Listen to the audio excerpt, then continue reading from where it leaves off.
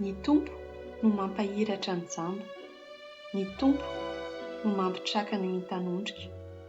Ny Tompo no tiany marina.